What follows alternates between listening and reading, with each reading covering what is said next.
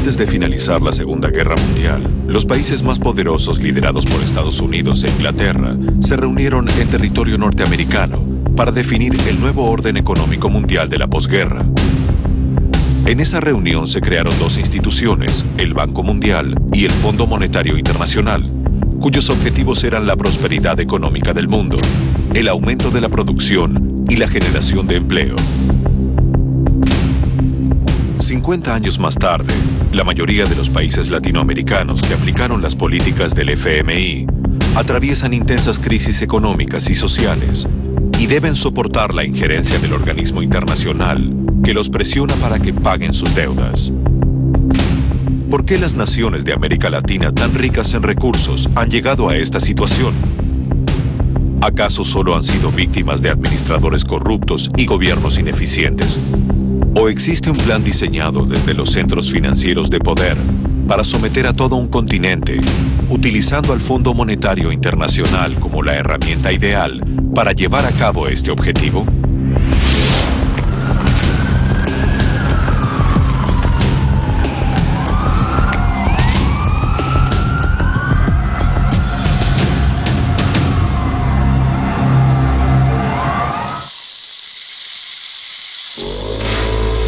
México es una de las principales economías de Latinoamérica. Un país con más de 100 millones de habitantes, poseedor de una importante riqueza petrolera y una industria pujante. Sin embargo, más de la mitad de su población vive en la pobreza. Su deuda externa es una de las más grandes de América Latina. Su principal acreedor es su vecino, Estados Unidos de Norteamérica. Pero somos más que vecinos. Somos también buenos amigos, unidos por los lazos de familia y de comercio, y por la misma determinación de hacer frente a los desafíos del siglo XXI.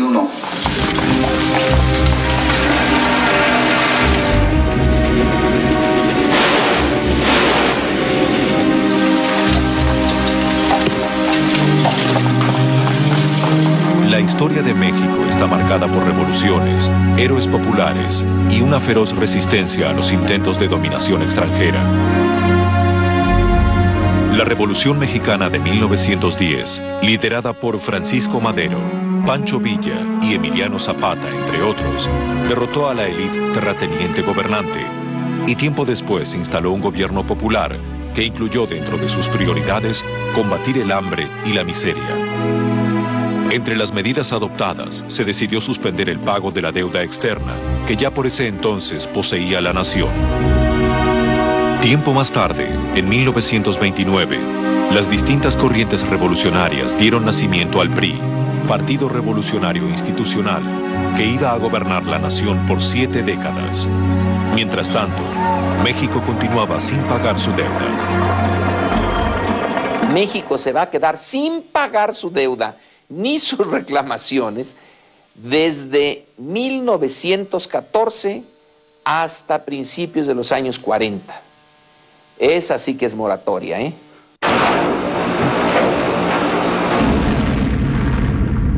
En 1939 comenzó la Segunda Guerra Mundial. La alianza de México con los Estados Unidos en el conflicto bélico internacional le permitió resolver su antiguo endeudamiento.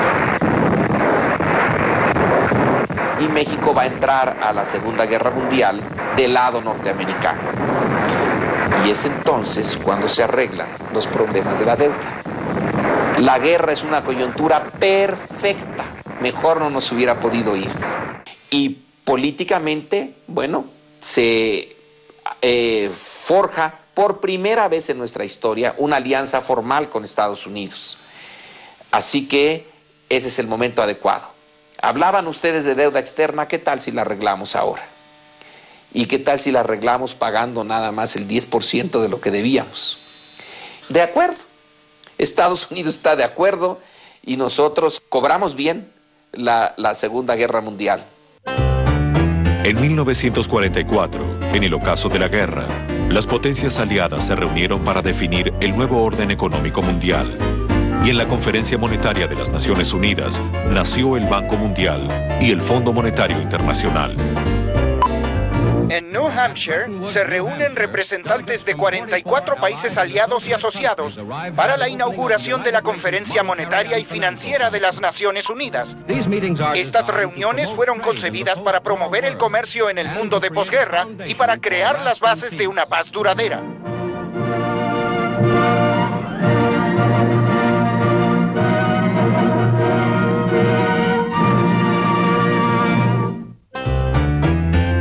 El Fondo Monetario Internacional nació con el objetivo de estabilizar la economía mundial, aumentar la producción global e incrementar el comercio internacional, generando así nuevos empleos. Además, la institución se comprometía a supervisar el nivel de endeudamiento de las naciones asociadas. Para su funcionamiento, el organismo recibiría aportes de los países miembros, que luego utilizaría para otorgar en forma de préstamos a los estados integrantes que lo solicitasen. El Fondo Monetario Internacional parecía una institución creada para el beneficio mundial. Sin embargo, muchos sugieren que en el mismo origen del organismo ya estaba el germen que lo convertiría en la herramienta más eficaz de dominación que haya erigido el poder financiero mundial. El proyecto del país que instrumenta el Estado mexicano desde hace 20 años es un proyecto de país diseñado por el Fondo Monetario. Y claro, con el apoyo del Departamento del Tesoro de Estados Unidos. Ese sistema, Fondo Monetario, Banco Mundial, Departamento del Tesoro de Estados Unidos, depreda a los países pobres, a los países del tercer mundo, los países en vías de desarrollo. Sin embargo, a mediados de los años 40, el Fondo Monetario Internacional parecía un emprendimiento que demostraba la buena voluntad entre las naciones. Y México se convirtió en uno de los primeros países latinoamericanos en ingresar al organismo internacional. Con una deuda externa pequeña y condiciones internacionales favorables, México inició un importante proceso de industrialización que alcanzaría un ritmo febril en los años siguientes. Se crece al 3% en los años 50 y 60. La urbanización es enorme. El Distrito Federal, la Ciudad de México, se convierte en una megalópolis. Y México su gobierno recurre poco a los préstamos. En 1970 va a haber apenas una deuda externa de 7,000 millones de dólares. Para términos del Producto Interno Bruto mexicano es pequeñísima. Pero a partir de ese momento van a empezar los problemas. El gobierno se va a endeudar. La economía gira alrededor del gobierno. Tiene que hacer enormes gastos en seguridad social, en infraestructura, y el que marca el compás es el gasto público. Por ese entonces, los préstamos eran muy accesibles. Los bancos internacionales poseían enormes cantidades de dinero proveniente de los países árabes que habían aumentado el precio del petróleo y necesitaban colocar ese capital para hacer frente a los intereses que dichos depósitos producían. Los bancos internacionales estaban recibiendo enormes cantidades de recursos de los llamados petrodólares. México pidió préstamo tras préstamo para financiar su déficit. Sin embargo, eso no resolvió el problema económico. La deuda continuó ascendiendo y el Fondo Monetario Internacional no alertó al Estado mexicano ni a los bancos de los peligros del excesivo endeudamiento. ¿Quiénes dan el dinero? Los bancos. ¿Y quiénes controlan a los bancos? ¿Qué mecanismo institucional limita a los bancos? Cuando quieren dar dinero, dan todo lo que quieren a cualquiera, a un dictador, a un presidente, al que sea. Pues sí, es lo que han hecho. ¿Por qué? Porque no hay ningún mecanismo institucional que los limite. ¿Pero por qué no hay? Pensándolo dos veces, resulta que sí lo hay. Y ese mecanismo es, entre otros, el Fondo Monetario Internacional. El problema es que ese mecanismo no opera para limitar el endeudamiento. En los momentos claves, el Fondo Monetario no ha cumplido con sus estatutos. En 1976, el crecimiento desmesurado de la deuda hizo estallar la economía. Ante los rumores que afirmaban que el gobierno mexicano no iba a poder hacer frente a sus compromisos, comenzó una fuga de capitales que desembocó en una profunda crisis económica y la banca internacional suspendió los créditos a México. El endeudamiento subió de 20,000 millones de dólares a 80,000 millones de dólares. Y naturalmente el secretario de Hacienda, el propio presidente Echeverría, lo describieron como un simple problema de caja, es decir, de liquidez. Pero no, fue mucho más que eso. El Fondo Monetario ya desde el 76-77 sabía que había un proceso de endeudamiento excesivo y sabía otra cosa, que las reservas de los países eran muy bajos, en dólares o en moneda fuerte. Eso es uno de los rubros claves que el Fondo Monetario vigila todo el tiempo.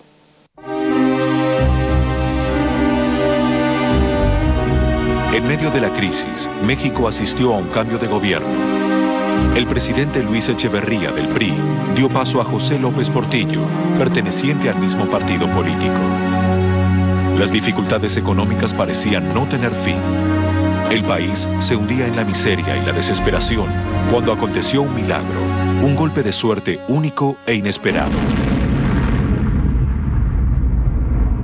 El petróleo. Se vuelven a encontrar grandes depósitos de petróleo en México cuando el precio del combustible en el mundo ha aumentado. Perfecto. Y de la noche a la mañana México se convirtió en un país particularmente importante como productor de petróleo. Entonces, el presidente que entre 1976 y 1982 dirige los destinos de México, José López Portillo, nos anuncia un anuncio fantástico que, bueno, visto a la distancia, provoca entre risas y lágrimas, que México ya no tiene problema de capital, que ya no necesitamos del capital externo, que debemos de prepararnos a administrar la abundancia. Formamos un banco en Londres, compramos un par de bancos en Estados Unidos, en fin, era un poco el auge. Con el descubrimiento de los nuevos yacimientos, México volvía a acceder al crédito internacional, ahora con el aval del petróleo y con la intención de desarrollar una infraestructura poderosa para la explotación del crudo, comenzó a endeudarse nuevamente. El país parecía haber recibido la bendición de la Madre Tierra, alejando a la nación de sus problemas económicos. Pero pronto la deuda creciente se convertiría en una pesadilla. Y es entonces cuando el Fondo Monetario Internacional entra en acción. Tras la Segunda Guerra Mundial se crea el Fondo Monetario Internacional, un organismo que buscará el desarrollo de la economía internacional, supervisando, entre otras variables, el nivel de endeudamiento de las naciones.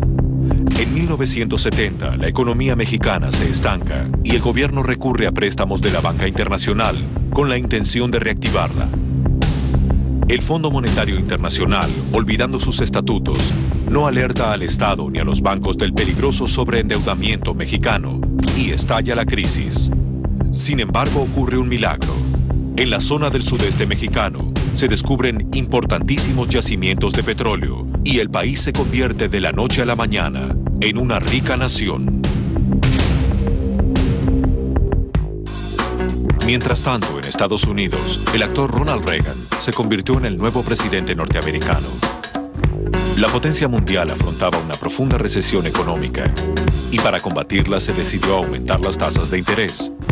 El incremento repercutió en México, cuya deuda se multiplicó inmediatamente. Por la misma época, el precio internacional del crudo cayó, debilitando la ahora golpeada economía mexicana. Cuando baja el precio, cometemos el error de no solo bajar el precio de acuerdo con el mercado mundial, sino que lo subimos. Y le dijimos al mundo de que aquel que quisiera petróleo mexicano tenía que pagar el precio. Y el impacto interno fue de que pues las autoridades mexicanas habían tomado una decisión equivocada. Y empezamos a observar una enorme salida de capitales. El aumento de la deuda mexicana y la caída del precio del petróleo preanunciaron el final de aquel México que creía vivir en la riqueza y sin problemas financieros. Los capitales nacionales y extranjeros vislumbraron la debacle y se fugaron al exterior. Era el comienzo de la catástrofe y esta vez no sucedería ningún milagro. Al inicio del 82, la salida de capitales continúa. Hay una declaración del presidente de la República en el que señala que había que defender al peso como un perro. Y esto, en lugar de tranquilidad a los mercados, asusta. La fuga de capitales se acentuó y en agosto de 1982 el Tesoro mexicano se descubrió sin fondos suficientes para pagar su próximo vencimiento. Había estallado la crisis de la deuda. México tenía pagos que realizar por encima de las reservas que teníamos. De tal manera que no fue una decisión difícil, sino era lo único que se podía hacer. México declaró que no podía pagar su deuda y pronto varios países de Latinoamérica se vieron en la misma situación. Los bancos internacionales que habían alimentado el sobreendeudamiento prestando sus capitales sin reparos, ahora necesitaban recuperar su dinero y para presionar a Latinoamérica decidieron recurrir al Fondo Monetario Internacional. ¿Por qué les preocupó tanto? En primer lugar, porque eran bancos muy grandes que habían prestado grandes cantidades de su capital a estos países. Y por lo tanto, si estos países suspendían pagos, podían quebrar. Citibank, el Chase, el Westminster Bank, el Deutsche, etc. Ante el reclamo de la banca internacional, el fondo se dispuso a negociar con México. Para algunos estudiosos, ese momento marcó el inicio del plan del organismo para intervenir en las políticas económicas del continente. Entonces, es absolutamente claro que el FMI utiliza el endeudamiento externo como instrumento para dictar políticas que son conformes a los intereses estratégicos de Estados Unidos. En medio de la crisis, México asistió a nuevos comicios presidenciales, donde triunfó una vez más el candidato del PRI, Miguel de la Madrid. Mientras tanto, los hombres del Fondo Monetario Internacional comenzaron a diseñar una estrategia para acercar posiciones entre los bancos acreedores y México. Claudio Loser fue uno de los funcionarios del organismo que participó de las negociaciones por aquellos años.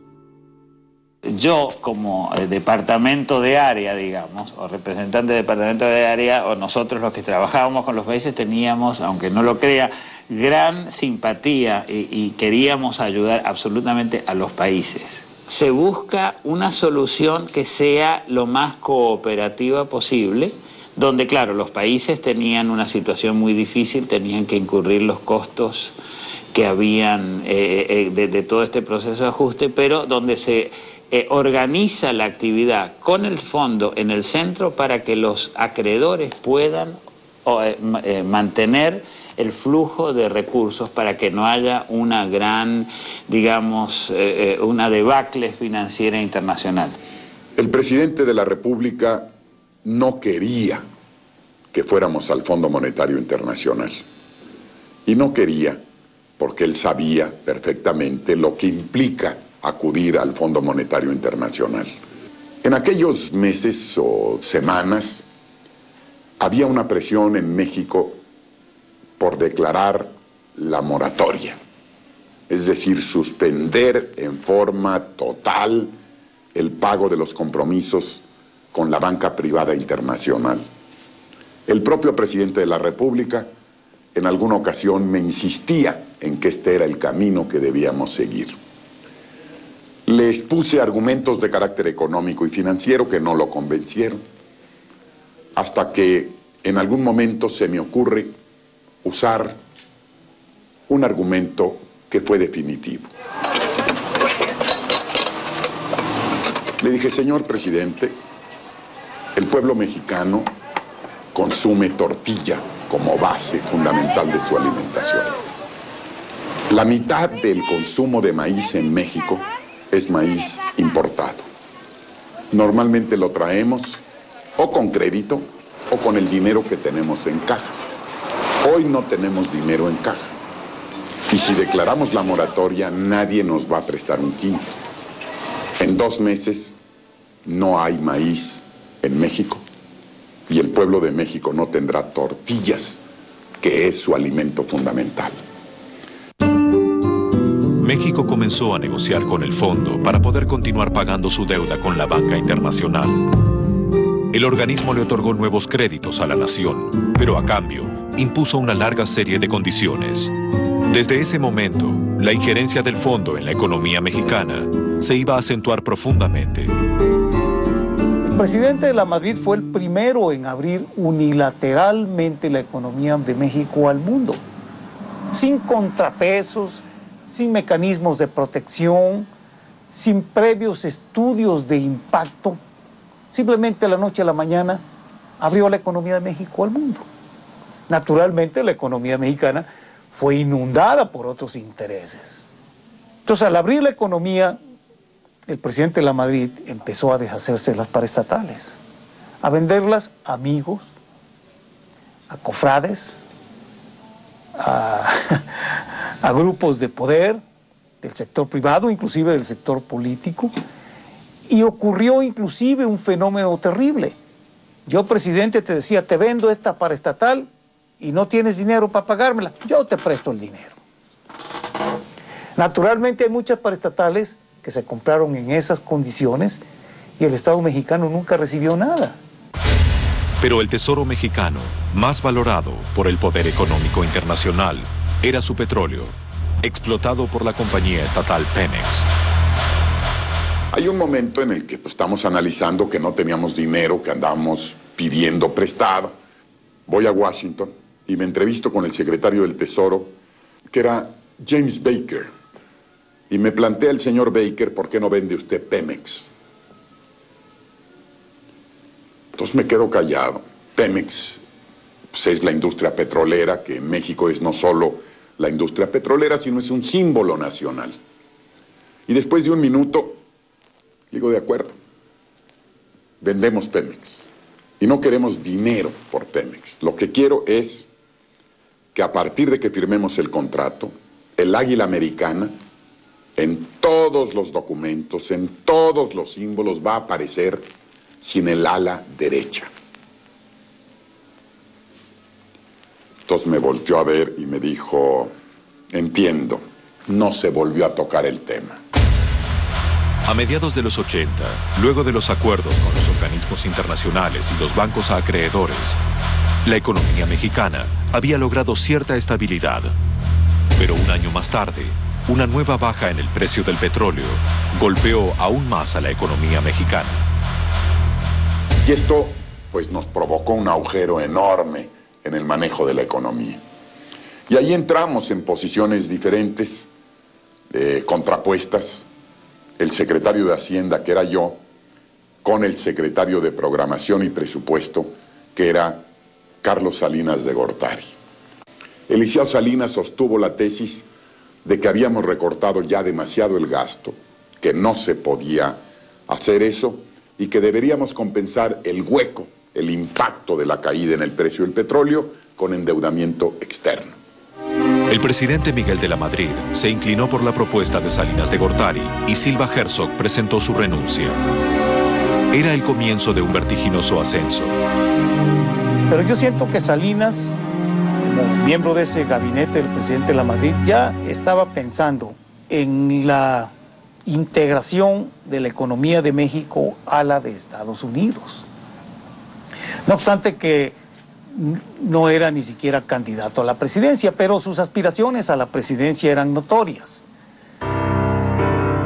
Poco tiempo después, Salinas de Gortari iba a alcanzar la presidencia de la nación, lugar desde donde iba a profundizar la integración de México a la economía norteamericana. Para gran parte de la sociedad mexicana, Salinas será el mayor defensor de los intereses del capital financiero internacional. Algunas opiniones sostienen que si existió un plan para dominar a México, este había encontrado a su mejor aliado. 1982, México declara que no puede pagar su deuda externa. La banca internacional recurre al Fondo Monetario para que interceda ante el gobierno de México. El organismo negocia la deuda con el país latinoamericano a cambio de una severa política de ajuste que incluía la devaluación de la moneda, la apertura de la economía y la privatización de las empresas estatales. Lentamente, el fondo comenzó a profundizar su intervención en la política económica de la nación. En 1988, asumirá el presidente Carlos Salinas de Gortari. Para algunos, será este político quien estrechará aún más los lazos con el poder financiero internacional. En 1988 se celebraron elecciones presidenciales en México. El PRI, el partido político que no había dejado el poder desde 1929, presentaba como candidato a Carlos Salinas de Gortari. Bueno, Salinas tenía buena prensa en el exterior, no en México. En México, durante su campaña electoral, pues se publicaban más notas favorables a Salinas en el New York Times o el Washington Post o en el Wall Street Journal que en la gran prensa mexicana. Lo que se publicaba favorable de Salinas en la gran prensa mexicana eran inserciones pagadas, era espacio pagado. Quizás Carlos Salinas había logrado entusiasmar al extranjero por todo el ofrecimiento que había dado en materia económica, y me refiero sobre todo a la apertura de las fronteras. La sociedad mexicana estaba dividida y por primera vez el PRI se encontró con una fuerte oposición guiada por el líder político Cuauhtémoc Cárdenas. Finalmente, en unas cuestionadas elecciones, Carlos Salinas de Gortari se convirtió en el nuevo presidente de México. Para gran parte de los mexicanos, no había dudas. El candidato del PRI había triunfado por medio del fraude. Mi abuelita, mi papá, bueno, todos están votando y ya murieron.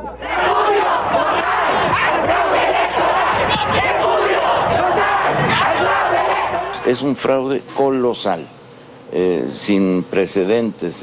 Realmente el aparato del PRI, que no sirve ya para ganar votos, sí sirve para robarlos. Es un hito en la historia de México que el entonces secretario de Gobernación, que en otros países tiene el rango de ministro, dio la orden de desconectar todo el sistema de cómputo de votos. Aquí coloquialmente nos referimos a ese episodio como la caída del sistema. Carlos Salinas de Gortari asumía el poder en México.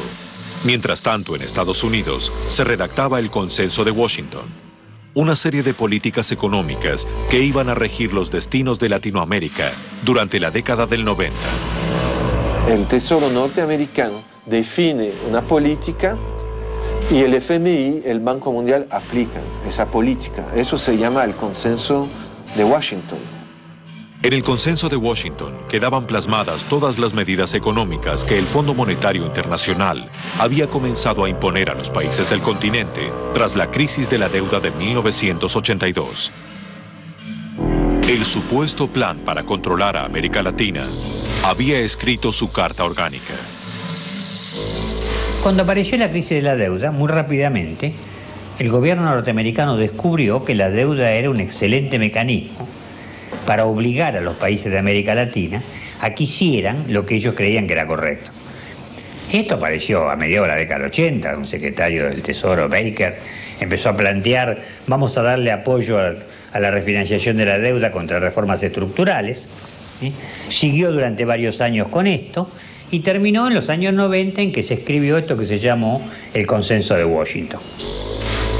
Por la misma época, el gobierno de los Estados Unidos, con el apoyo del Fondo Monetario Internacional, decidió intervenir activamente en la reestructuración de las deudas latinoamericanas, y para ello diseñó un plan que prometía ser la solución definitiva al problema del endeudamiento.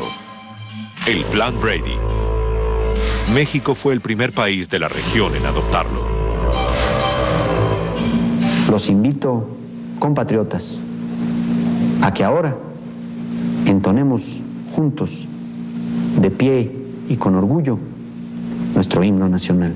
Salinas, en una secuencia deslumbrante, desde el punto de vista del humor involuntario, se dirige a la nación y les dice, mexicanos, el día de hoy se ha firmado un compromiso que cancela el espanto de la deuda externa y la quita sobre nuestros hombros y sobre los hombros de nuestros hijos. Yo les pido que delante de su aparato de televisión canten el himno nacional para celebrar esta victoria. Y yo durante un tiempo, cada vez que veía un aparato de televisión, cantaba el himno nacional. Había quedado tan sujeto a ese llamado. Y lo que pasa es que la deuda ha seguido creciendo infinitamente, que no cancelaron nada como habían prometido y que esto es interminable. Fiel al consenso de Washington, Carlos Salinas de Gortari profundizó el proceso de reformas económicas que había comenzado su antecesor, Miguel de la Madrid. Durante esta etapa, el gobierno mexicano traspasó la mayoría de las empresas estatales a manos privadas, instrumentando una serie de privatizaciones que algunos consideran irregulares. La privatización no se dio de manera transparente, se privatizó generalmente a amigos, a conocidos, a empresarios amistosos al régimen y con muy poca transparencia en el proceso. Los medios de comunicación, los electrónicos y algunos escritos, recibían los favores del gobierno y por consecuencia aplaudían estas medidas y aplaudían también y repetían toda esa doctrina neoliberal. Y también los precios en los cuales se vendieron algunas de las principales empresas paraestatales, particularmente Teléfonos de México y las aerolíneas y algunos de los bancos, según ha habido varios análisis, han sido muy por debajo del precio real de mercado de ellas. En 1993, continuando con los lineamientos del consenso de Washington y luego de haber reformado la Constitución Nacional, Carlos Salinas de Gortari concretó su plan más ambicioso y firmó el Tratado de Libre Comercio con Estados Unidos y Canadá. Compatriotas, con la ratificación el día de hoy del Tratado de Libre Comercio de América del Norte por la Cámara de Representantes de los Estados Unidos, se da un paso más hacia la creación entre países soberanos del mercado de libre intercambio más grande del mundo. A partir de entonces, México terminó de abrir sus fronteras a la economía más poderosa del mundo, poniendo en serio riesgo a los productores y empresarios nacionales. Y muchos empresarios que antes eran industriales dicen, bueno, mejor me dedico a vender bienes y servicios estadounidenses aquí. Eso no crea empleos, no es productivo. El Tratado de Libre Comercio ha desmantelado nuestra planta productiva nacional y ha golpeado severamente a nuestro sector agropecuario, al grado de que tenemos hoy más de 60 millones de mexicanos en condiciones de pobreza y alrededor de 23 millones en extrema pobreza. Salinas negoció ese tratado en condiciones tan desfavorables que los acuerdos violaban los artículos, varios artículos de la Constitución, por lo menos 36 de los que yo recuerdo. Y para que no existiera esa inconstitucionalidad, por un lado, promovió reformas a la Constitución para adaptarla a los nuevos términos del Tratado de Libre Comercio. Mi impresión, sobre todo con el paso del tiempo, es que fue parte del gran operativo político, de la gran operación política de consolidación y mantenimiento en el poder de Carlos Salinas de Gortari y de su grupo. Salinas consigue que se firme el Tratado de Libre Comercio, que es su gran triunfo. Él vive una serie de triunfos sucesivos, es reconocido en Estados Unidos y en Europa, se le llama el matador de gigantes, se le cree en sus propósitos de renovación, se piensa incluso que hay en él un aliento democrático. Es uno de los engaños más fantásticos de que he tenido noticia. Salinas de Gortari cosechaba elogios dentro y fuera de su país, pero la alegría le iba a durar poco.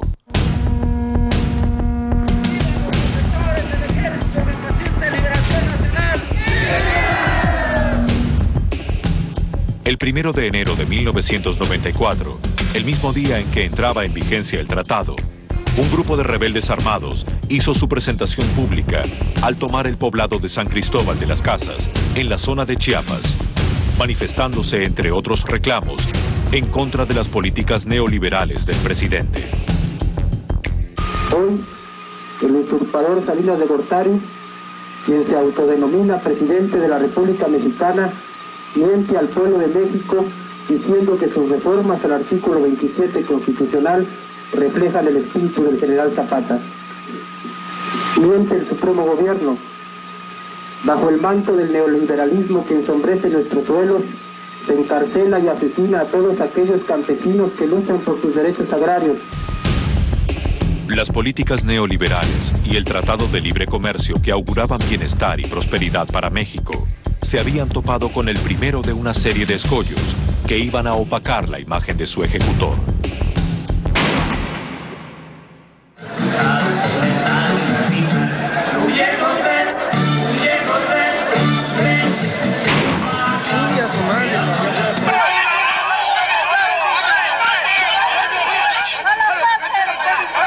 El 23 de marzo del 94 asesinan en una colonia popular en su campaña al candidato del PRI, Luis Donaldo Colosio. En septiembre del 94 asesinan en la Ciudad de México al secretario general del PRI, José Francisco Ruiz Massieu, excuñado de Salinas, y todo eso quebranta lo que había sido la imagen de Salinas. Otra vez, la crisis se desploma sobre México. La posible estrategia impulsada por el poder financiero internacional para manejar la economía mexicana parecía trastabillar nuevamente. Sin embargo, estaban muy cerca de lograr el principal objetivo y apoderarse de la riqueza de México más anhelada, su petróleo. Nacional y el Tesoro norteamericano, nace el Consenso de Washington, una serie de medidas económicas que se convertirían en la base de los modelos neoliberales de América Latina durante los años 90.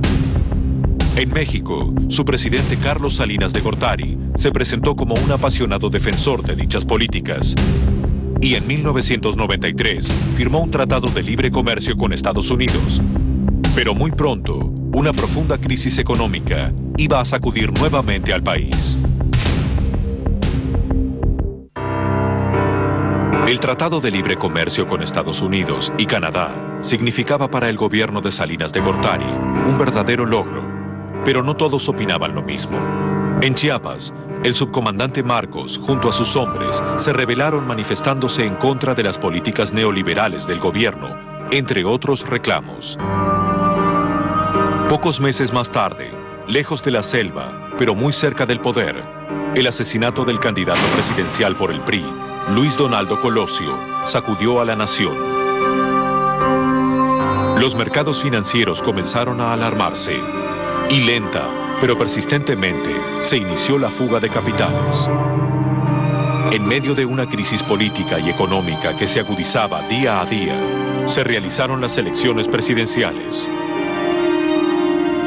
Colosio, por el PRI, por México. Y el candidato que quedó, que era un candidato que todos considerábamos muy mediocre, resulta también muy penoso, pero con la suficiente astucia como para mantenerse, engañar y moverse en una plena incondicionalidad con el Fondo Monetario Internacional, con el gobierno norteamericano y con el Banco Mundial. Pero los resultados de las elecciones no calmaron al mercado y la fuga de capitales se incrementó. Salinas de Gortari entregó la presidencia justo antes de la debacle y el flamante mandatario Ernesto Zedillo, a pocos días de asumir, anunció la devaluación de la moneda. Otra vez, la crisis caía sobre México. Comenzaba el efecto tequila. Ahí la crisis era de tal magnitud y se necesitaba la rapidez que el presidente norteamericano William Clinton decidió jugarse políticamente una parte de su capital y sin autorización del Congreso logra un paquete de ayuda a México para que México siga pagando su deuda y sus compromisos. El presidente de Estados Unidos, Bill Clinton, decidió echar mano a recursos extraordinarios de la Casa Blanca y los puso a disposición del Estado vecino. Sin embargo, lo que pareció un buen gesto del gobierno norteamericano, algunos lo interpretaron como un nuevo paso del supuesto plan para dominar a México. Y lo llamaron el rescate mexicano. Naturalmente, Gore, que era el vicepresidente Al Gore, presumió públicamente de que esa transferencia de recursos a México para ese rescate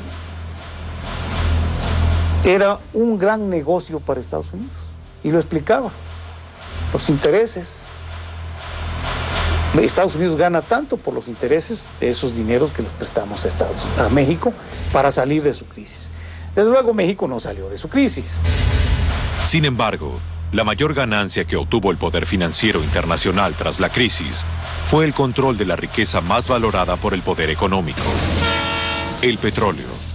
El préstamo que facilitó Estados Unidos exigía como aval las ganancias que generaba el petróleo mexicano. México no va a recibir las divisas del petróleo que exporta, de más de 1 millón de barriles diarios, directamente, sino van a quedar depositadas en un banco del exterior para que Estados Unidos tenga ahí con lo que se va a cobrar. Y se lo cobra, y México se lo paga. A partir de ese momento queda ya sellado el destino, si es que no lo estaba desde sus orígenes, sellado el destino del país en lo que tiene que ver con Estados Unidos.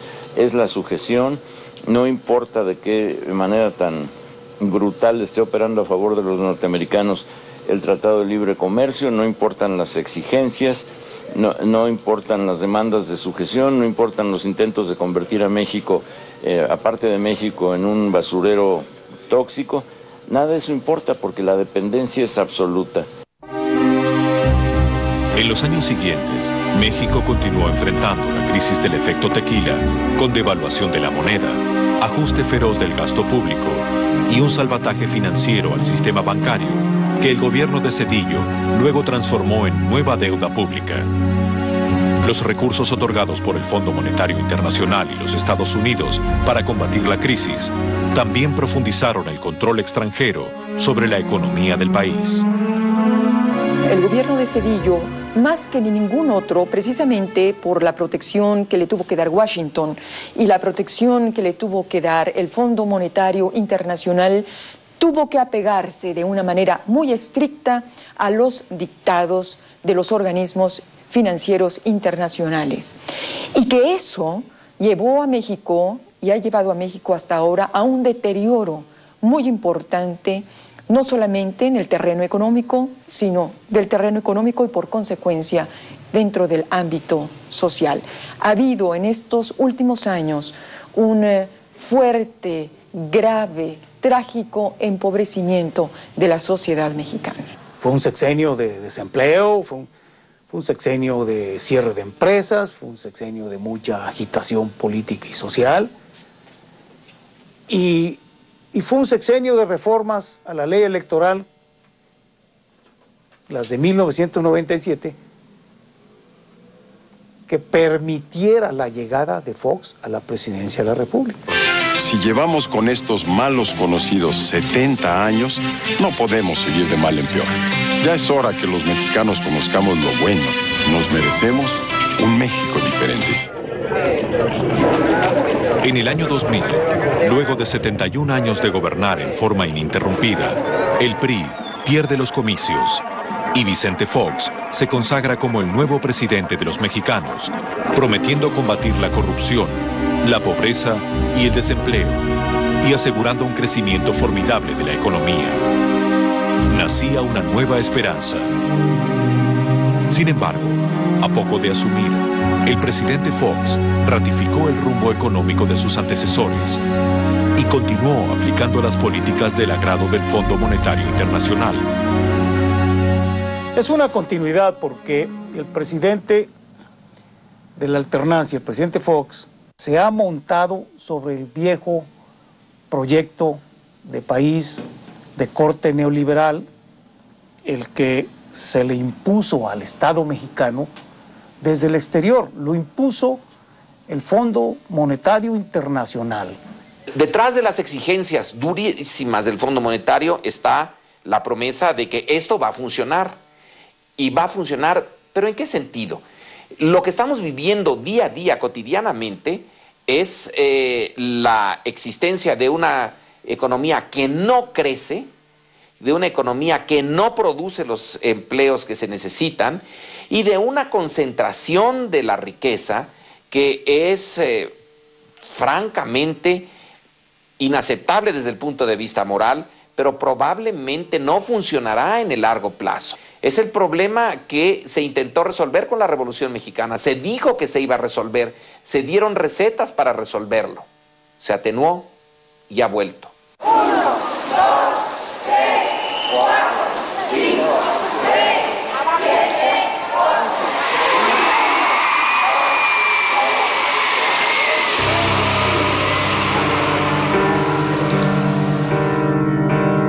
8. En 1910, el pueblo mexicano hizo una revolución para combatir la desigualdad, la pobreza, el hambre y acabar con un modelo económico en favor de intereses extranjeros y de las clases dirigentes mexicanas de la época.